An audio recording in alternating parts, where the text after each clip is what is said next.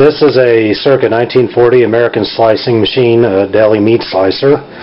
This is something I got off eBay. There were a few parts missing that I had to find, namely the little meat grabber right here, and as we slide the platten over, this little juice tray under here I had to get.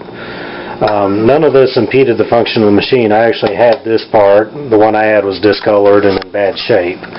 One other part I had to get as we come around to the back was this little guard, this long little guard right here. Again, it does not impede function. It just helps with cleanup and keeping the machine sanitary. It's a very simple machine. You just basically put your meat in here like this, lower the guard, and that keeps pressure. And then your platten, you just slide it by hand. It's not automatic like modern ones, but you slide the platten by hand. And the blade right here, it's razor sharp. It's got these sharpening stones right here. There's a lever on back, and you can move them as the blade runs to sharpen the blade.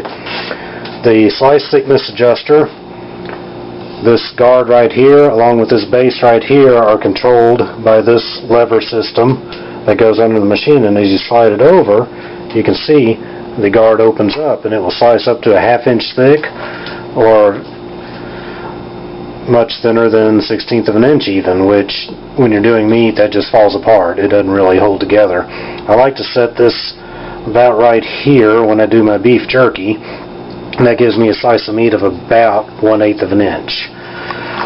It's really not that loud when it runs. Let me turn it on real quick. Sounds like the blade may be hitting this guard here.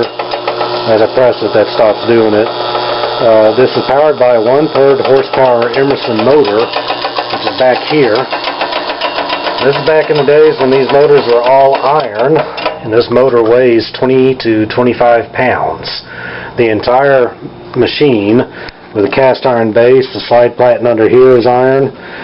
This entire machine probably weighs about 80 pounds. So when I'm finally done with this, I'm going to set it somewhere where it can stay and I don't have to move it around every time I want to use it.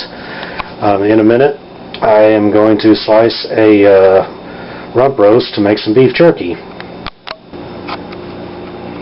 Okay, I have a rump roast on the 1940 American slicing machine Deli Slicer, and I'm going to make beef jerky. I'm going to do one little lazy thing here. There's a layer of fat on the very bottom, and I'm just going to take a couple of swipes to get that off so I don't have to trim each slice after it's cut. Let me turn the sheet on.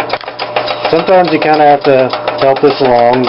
The meat is half frozen because soft meat just binds up, but sometimes when you slide this, it still wants to move because the frozen meat's kind of hard enough. But let's see if I can do this one-handed here without too much effort. And there we go. You can see the piece of fat sliced off back here. And let me do one more slice. I might want to thicken this a little more.